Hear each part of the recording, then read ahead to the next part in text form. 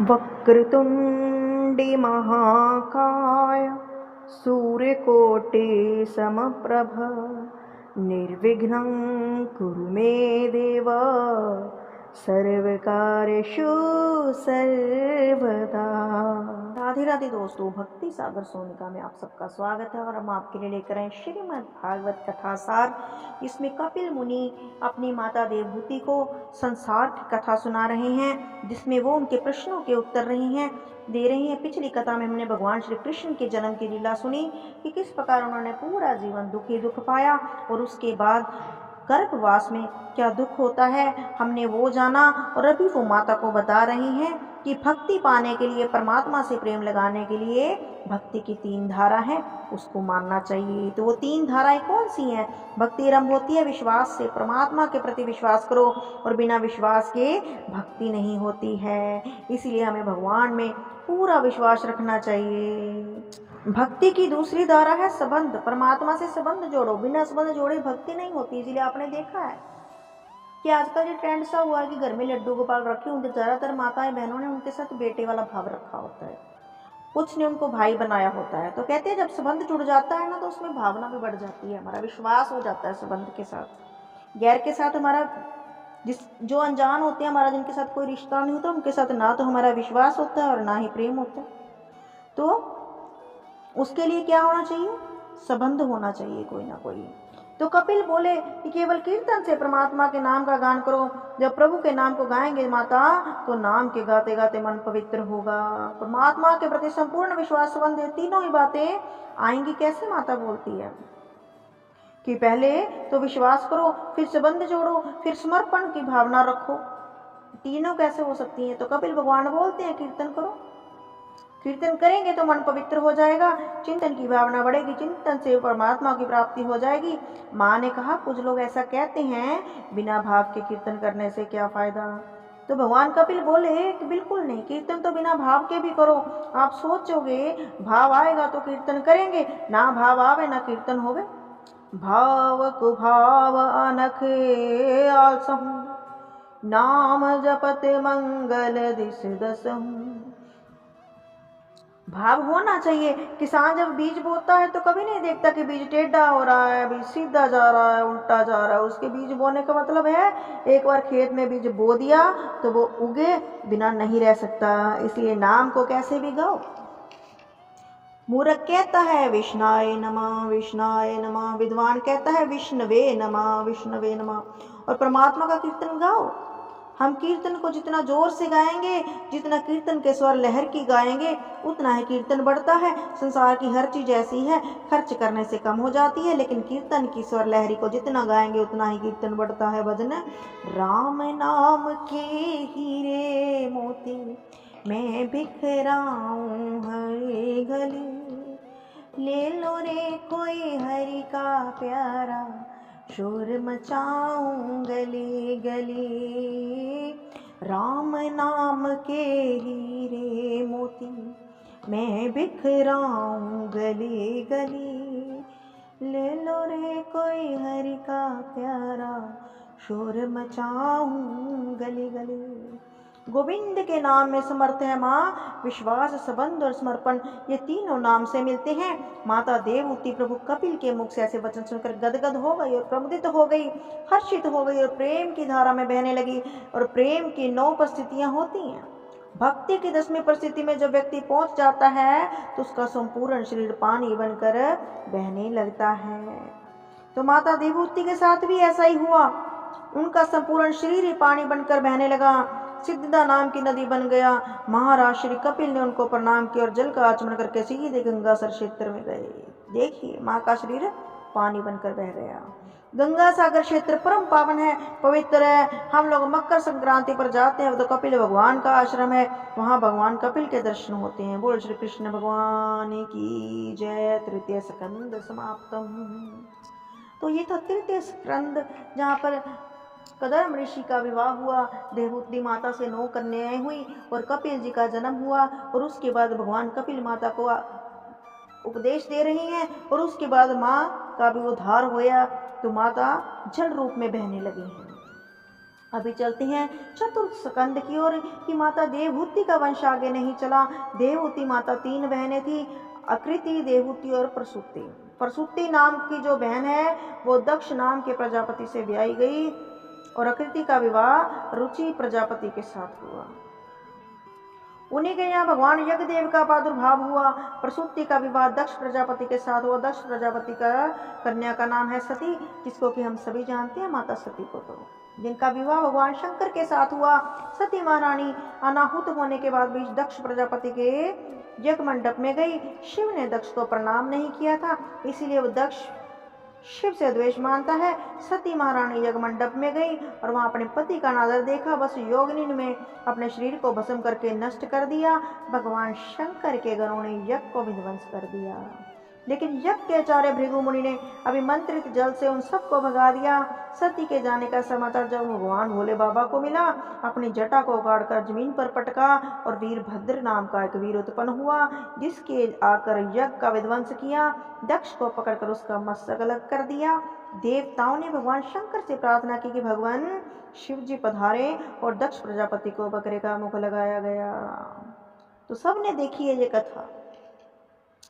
भृगु आदि ऋषियों को भी दंडित किया गया। यज्ञ में कैसे ही अंतिम आहुति डाली, यज्ञ में साक्षात नारायण प्रकट हो गए। नारायण भगवान स्तुति की। शंकर जी नारायण का सत बन करके सती की देह को लेकर चले। जहां जहां माता सती के शरीर के अंग प्रत्यंग गिरते चले, उसी जगह एक प्रकार की योगिनी पीठ बन गई, जिसमें हम शक्ति पीठ के नाम से जानने लगे। वहां जाकर मनुष्य कामनाओं को पूर्ण करने लगे। यह तो कृति, देवहूति और प्रसूति, ये 3 कन्याओं के वंश का वर्णन हुआ। स्वयंभू मनु की 3 कन्याओं के वंश का वर्णन हुआ। स्वयंभू मनु के 3 बेटियों के बाद 2 पुत्र भी हैं, प्रियव्रत और उत्तानपाद। इन्हीं उत्तानपाद राजा की पत्नी है सुनीति, जिनके गर्भ से ध्रुव ने उतार लिया है। जो मेरे गोविंद के परम लाडले भक्त कहलाए। आदरणीय श्री मैत्रेय मुनि ने विदुर जी से पूछा कि श्री सुखदेव जी से परीक्षित महाराज ने कहा, यह प्रसंग हमें सुनाइए। प्रियव्रत और उत्तानपाद 2 पुत्र। ये प्रसंग बहुत सुंदर है। स्पष्ट कर दूं कि प्रिय यानी अच्छा और व्रत यानी प्रतिज्ञा। अपने जीवन में जिसने सुंदर प्रतिज्ञा की है वो है प्रियव्रत। उत्तानपाद का मतलब अपने कर्मों के द्वारा जिसका पैर समाज में ऊंचा, उसकी प्रतिष्ठा ऊंची, उसे उत्तानपाद कहते हैं। राजा उत्तानपाद की पत्नी का नाम है सुनीति।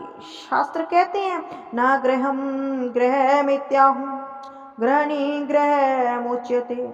वास्तव में घर को घर नहीं कहते, बल्कि गृहिणी को ही घर कहते हैं। जिसके घर में नारी का आदर है, वहां देवताओं का वास होता है। आजकल देवताओं का वास कम हो गया है, नारी का उतना सम्मान नहीं है। या तो नारी कमाने वाली हो या फिर दहेज लाने वाली हो।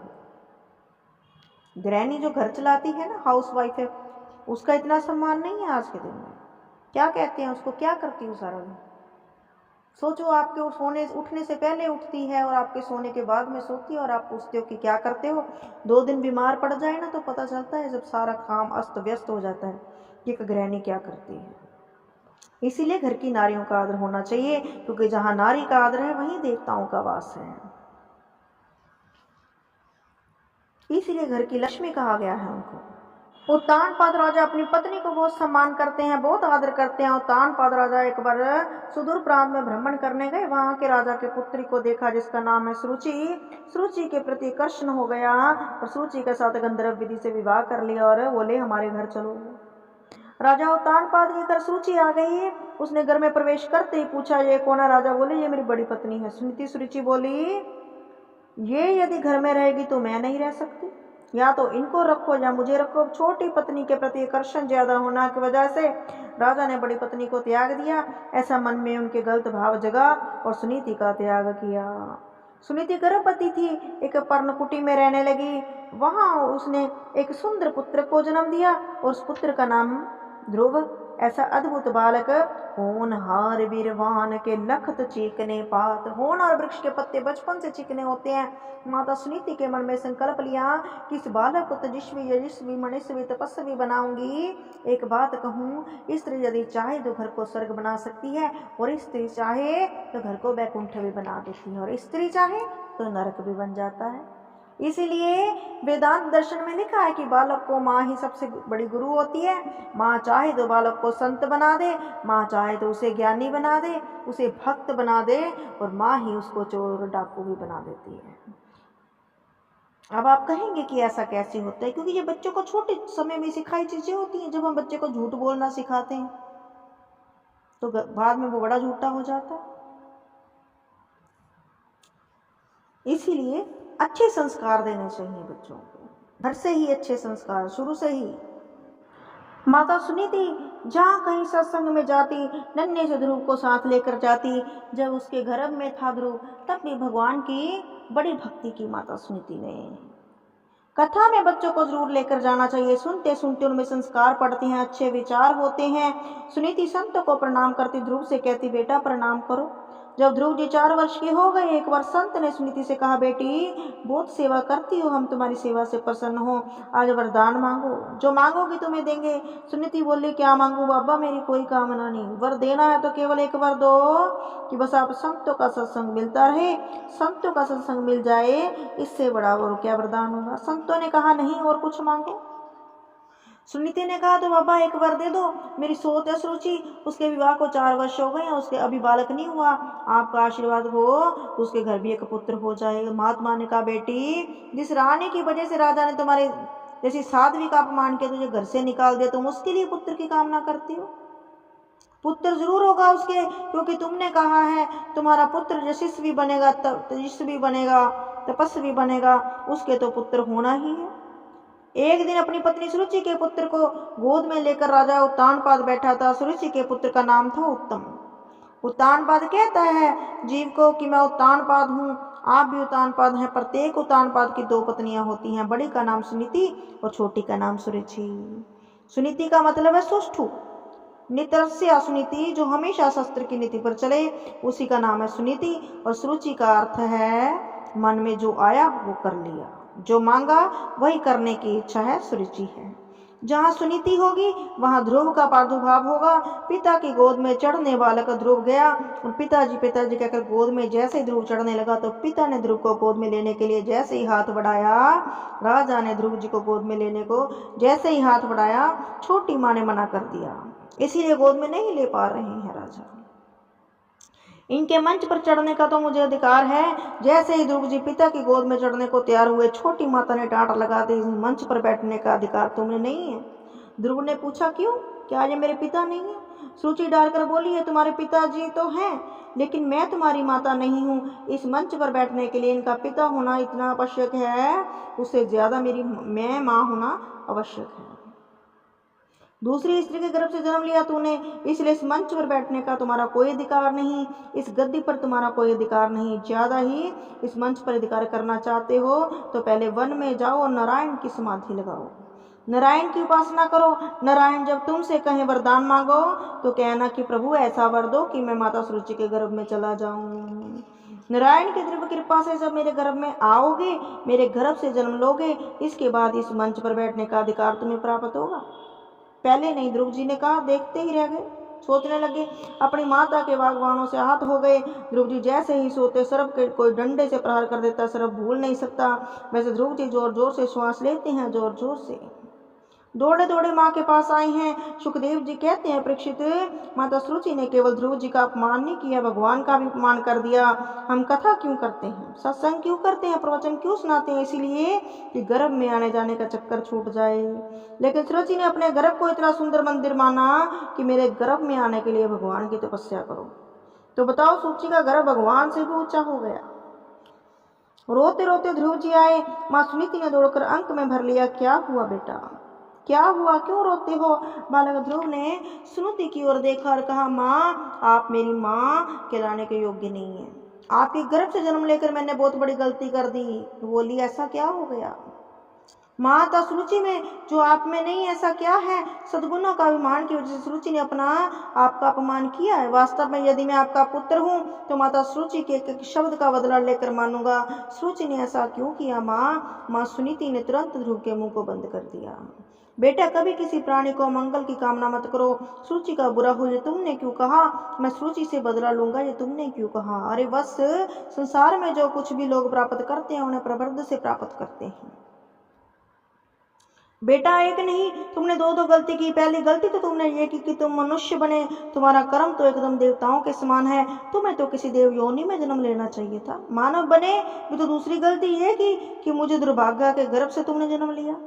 अगर सूची के गर्भ से जन्म लिया होता तो निश्चित रूप से तुम्हें गद्दी पर बैठने का अधिकार मिल जाता, लेकिन सूची ने तुमसे गलत नहीं कहा। वन में जाकर भगवान की उपासना करो, उनका चिंतन करो। जिस परमात्मा के चिंतन के लिए गहन समाधि लगाते हैं बड़े बड़े मनीषी, लेकिन एक क्षण के लिए वो समाधि में आते नहीं।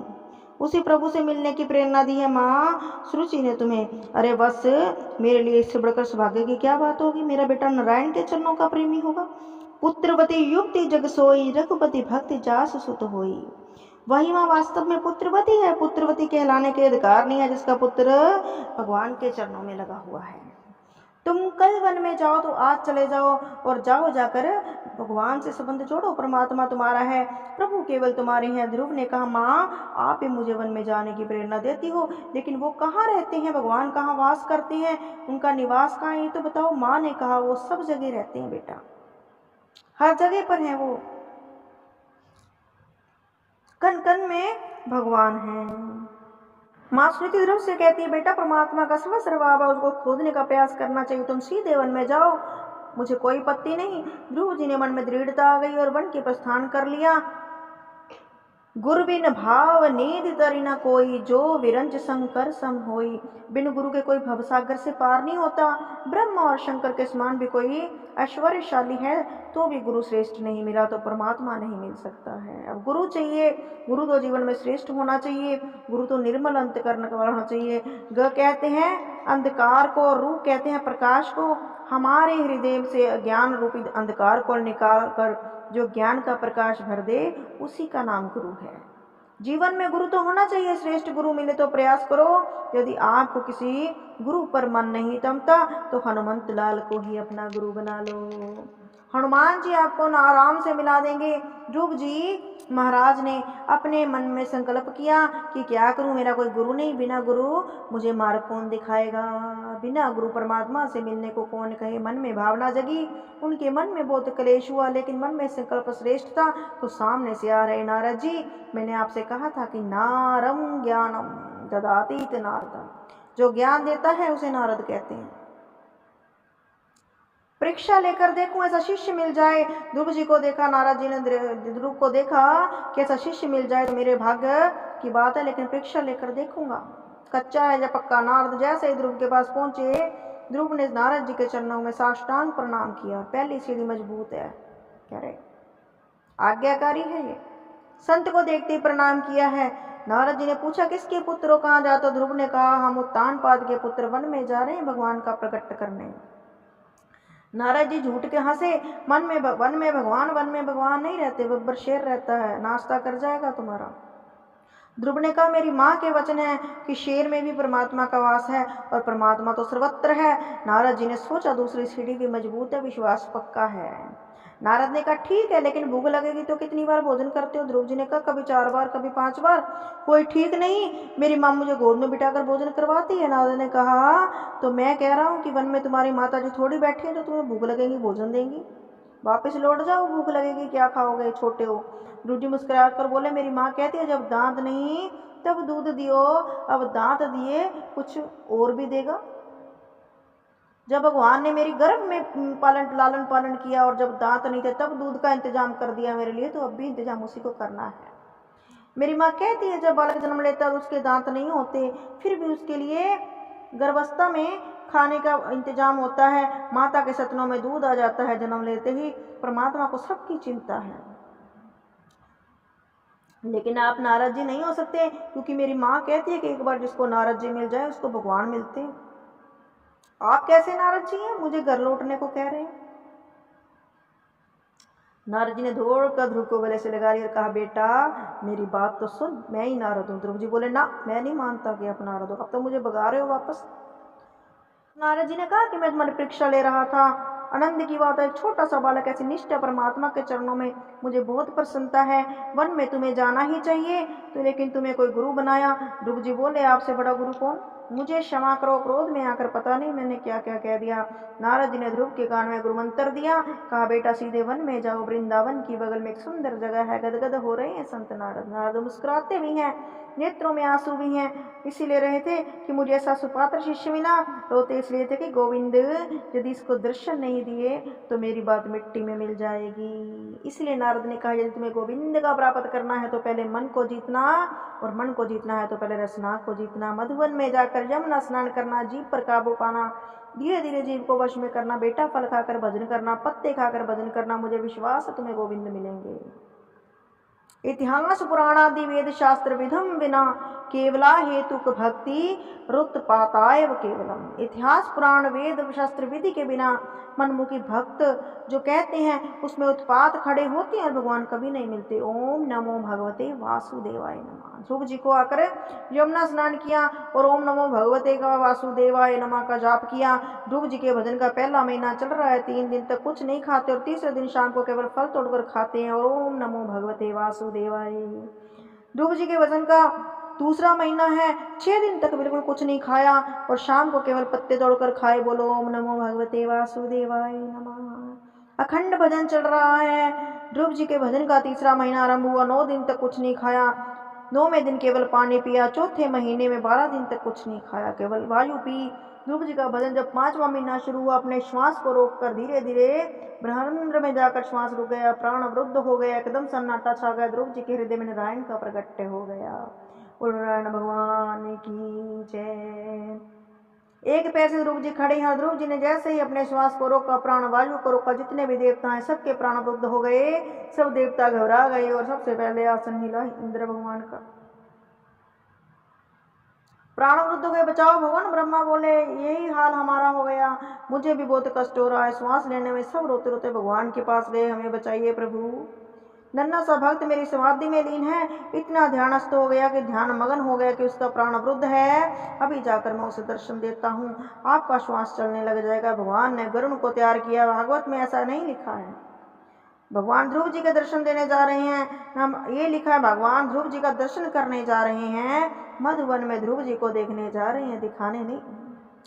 लेकिन जो झांकी ध्रुव जी के हृदय में थी, उस ध्रुव जी का मन केंद्रित था। एक पैर से ध्रुव जी खड़े थे, संसार का कुछ भी भान नहीं था, देहाभ्यास ही निवृत्त हो गई थी। अब वही झांकी ध्रुव जी की आंखों में सामने खड़ी हो गई और आंखों के सामने जैसे ही झांकी खड़ी हुई, ध्रुव जी को घबराए हुए हड़बड़ाए देखकर नारायण भगवान सामने खड़े। नारायण भगवान की जय। जैसे नारायण के दर्शन हुए, देवताओं के श्वास चलने लगे। आदरणीय सुखदेव जी कहते हैं कि परीक्षित, एक बार आंखें बंद करो और दृश्य अपने हृदय में उतार कर तो देखो कि नन्हा सा 7 वर्ष का बालक भगवान के सामने खड़ा है और चतुर्भुज नारायण ध्रुव जी की ओर दर्शन दे रहे हैं। कितनी सुंदर झांकी होगी वो। लेकिन दोनों को ही देख रहे हैं। ध्रुव जी भगवान को देख रहे हैं और भगवान ध्रुव को देख रहे हैं, एक दूसरे को देख रहे हैं। 5 मिनट हुए, 10 मिनट हुए, 20 मिनट हुए, आधा घंटा हो गया। ध्रुव जी कुछ बोलते हैं ना भगवान कुछ बोलते हैं। इन दोनों की हंसी को देखकर भगवान मुस्कुराए तो ध्रुव भी मुस्कुराए। दोनों की हंसी, आकाश में देवता भी हंसने लगे। इन तीनों की हंसी को देखकर आचार्य सुखदेव भी हंसने लगे। इन चारों की हंसी को देखकर राजा परीक्षित हंस रहे हैं। अब इन 5 की हंसी को देखकर हजारों संत जी वहां बैठे हंसने लगे। परीक्षित जी बोले, प्रभु बड़े कृपालु हैं भगवान, इसीलिए हंसे। देखो मेरे इस भोले भंडारी नन्हे से भक्त को इतनी देर से इसके सामने खड़ा हूँ, कुछ बोलता ही नहीं है, कुछ कहता ही नहीं है, कुछ मांगता ही नहीं है, क्या बोलूं। ध्रुव जी ये सोच रहे कि बोलूं क्या, मुझे कुछ बोलना आता ही नहीं। देवता इसलिए हंस रहे हैं कि ऐसा मौका हमें मिलता तो पता नहीं हम क्या मांग लेते। सुखदेव जी इसलिए हंस रहे हैं कि जब गोविंद मिल गया तो मांगोगे क्या, सब कुछ मिल गया। और परीक्षित जी इसलिए हंस रहे हैं कि कितनी कृपा किया आपने, कथा के मध्य से उस झांकी के दर्शन करा दिए हैं। हजारों संत इसलिए हंस रहे हैं कि परीक्षित तुम धन्य हो, तुम्हें सुखदेव जैसा भक्त मिला जिसने प्रत्यक्ष भागवत के माध्यम से नारायण का तुम्हें दर्शन करवाया। ध्रुव जी बोलना तो चाहते हैं लेकिन बोलना आता ही नहीं, क्या बोले कैसे बोले। भगवान ने कहा ध्रुव स्तुति करना तो चाहता है लेकिन आता नहीं। दिव्य शंख को प्रभु ने ध्रुव जी के गाल से लगाया और जैसे ही शंख को गाल से लगाया, वेद वेदांत संपूर्ण ध्रुव के हृदय में प्रकट हो गए। बोलो विष्णु भगवान की जय। बताओ, मीरा ने सभी कॉलेज का मुख नहीं देखा, मीरा ने कभी अध्ययन नहीं किया, और कविताएं स्नातकोत्तर कक्षाओं में यूनिवर्सिटी को केवल पढ़ाई किसकी जाती है? मीरा का साहित्य पढ़ाया जाता है।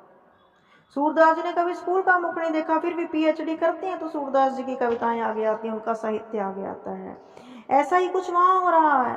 ध्रुव जी की कृपा बरस गई। ध्रुव ने प्रभु की ऐसी सुंदर स्तुति की कि मैं आपको शब्दों में क्या बताऊं। एक एक अक्षर स्वरण जड़ित। ध्रुव की निष्ठा अद्भुत है। ध्रुव का अर्थ होता है निष्ठा, और ध्रुव मतलब है अविनाशी। आदरणीय सुखदेव जी महाराज परीक्षित को वर्णन कर रहे हैं कि मैत्रेय मुनि विदुर जी का प्रसंग सुना रहे हैं ना, वही बात परीक्षित को सुना रहे हैं। सुखदेव जी, और सुखदेव जी परीक्षित से कह रहे हैं वही प्रसंग सूत जी शौनक ऋषियों से कह रहे हैं कि परमात्मा श्रीमन नारायण ध्रुव जी की तपस्या से प्रसन्न हो गए, और ध्रुव जी ने प्रभु की स्तुति करनी चाहिए, लेकिन स्तुति करना आता नहीं है, तो परमात्मा ने उन्हें दिव्य ज्ञान दे दिया।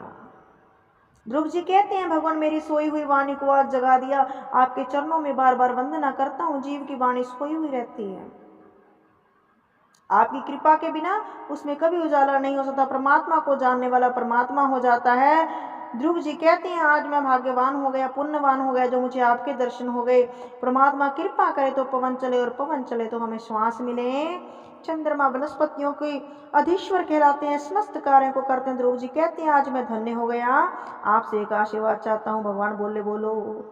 आपके संतों के चरणों में मेरी प्रीति हो जाए, भक्ति की वृद्धि मन में सदा होती रहे। और भगवान ने सोचा, भक्ति तो मांग रहा है, संत चरणों में प्रेम तो मांग रहा है, परंतु वन में आकर ध्रुव ने जो तपस्या की उसका मूल उद्देश्य क्या है?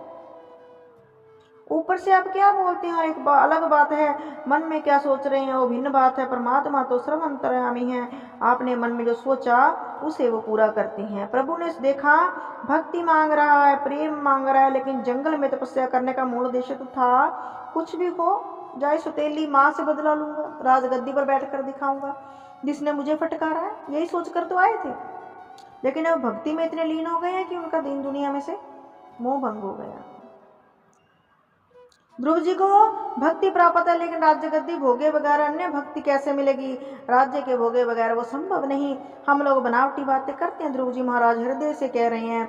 वाल्मीकि रामायण के सुंदर कांड में राम जी की शरणागति को इतना सुंदर वर्णन है कि रघुवर कहते हैं, कोई एक बार भी मुझसे कह दे कि मैं आपका हूँ, मेरा व्रत है, मेरी प्रतिज्ञा है, उस प्राणी को अभय देता हूं मैं। ऐसे हैं भगवान। ध्रुव के मन में इच्छा है राज्य की, ऊपर से कहते हैं मुझे भक्ति चाहिए, और भगवान हंस रहे हैं। अभी तुम घर जाओ, राज्य को भोगो, प्रशासन को संभालो, भक्ति तो तुम्हें मेरी मिल चुकी। ध्रुव जी लौट कर आए। माता पिता को जैसे ही पता चला कि हमारा पुत्र ध्रुव आ रहा है, पिता ने रथ सजवाया, घोड़े सजवाए। ध्रुव ने कहा, अब रथ पर चढ़ने की कांक्षा नहीं रही, अभिलाषा जीवन की केवल एक ही है। देखो भक्ति का सिद्धांत क्या है, अपने आप को तिनके से भी छोटा समझना, मैं तिनके से भी छोटा हूँ, ये भाव रखना। वृक्ष से भी जरा सहनशील बनना, कीर्तन के जीवन का परम लक्ष्य बनावे, उसी का जीवन श्रेष्ठ है। ध्रुव जी ने सर्वप्रथम महल में प्रवेश करके अपने सौतेली माँ के चरणों में प्रणाम किया। परमात्मा से मिलने की प्रेरणा तो उसी ने दी थी। सौतेली माँ के चरणों में गिरकर ध्रुव जी कहते हैं, माँ आप यदि ध्रुवचन नहीं कहती तो आज मुझे मेरे नारायण नहीं मिलते। उसके बाद ध्रुव जी ने अपने पूज्य पिता के चरणों में प्रणाम किया कि पिता महाराज, मेरी सौतेली माँ के प्रति आपका अनुराग नहीं होता तो मुझे वन में आप कभी जाने देते, कभी नहीं जाने देते, और मुझे नारायण नहीं मिलते। माँ सुनीति के चरणों में गिरकर ध्रुव जी ने रोने लगे और कहने लगे, माँ आप जैसी माँ परमात्मा सब किसी को दे, आप जैसी माँ मिलना भी सौभाग्य की बात है। राजा उत्तानपाद ने ध्रुव को अंक में भरकर, बेटा बेटा जीवन का कोई भरोसा नहीं, अब तो वन में भजन करने जाना चाहता हूँ। ध्रुव जी को राजगद्दी पर अभिषेक किया और राजा उत्तानपाद वन की ओर चले गए। तो यहाँ पर परमात्मा से मिलने की कांक्षा जिस दिन जग जावे उसी दिन शुरू हो जावे, कभी तरीक मत देखो। ध्रुव जी आज प्रशंसन कर रहे हैं, राजा बन गए हैं, परमात्मा की पूर्ण कृपा प्राप्त हो गई। ध्रुव जी के छोटे भाई उत्तम बड़े उदंड हैं, एक दिन वन में जाकर बगीचे को उजाड़ने लगे, और यक्ष के लोगों ने उनसे आकर प्रार्थना की कि कबीर महाराज का सुंदर बगीचा है, इसे उजाड़कर बर्बाद मत कीजिए। तो भयंकर युद्ध छिड़ गया और उसमें उत्तम की मृत्यु हो गई। अपने भाव की मृत्यु का समाचार सुनकर ध्रुव के मन में क्रोध आ गया। बड़ी भारी सेना लेकर ध्रुव जी यशों को मारने के दिल दौड़े। और क्रोध आना चाहिए जिसे हो जाए, यदि नहीं तो ध्रुव जी को क्रोध क्यों आया? अपने उदंड भाई की मृत्यु के बदले अनेकों निर्बाध यक्षों को मारना ये साधु का लक्षण तो नहीं था, ये भक्त का लक्षण तो नहीं था। फिर ध्रुव जी ने ऐसा क्यों किया? इसका सीधा सा जवाब है कि महात्मा ध्रुव जी को भगवान का दर्शन तो मिला था, परंतु अभी सत्संग नहीं मिला था। एक पल का भी सत्संग नहीं किया था उन्होंने।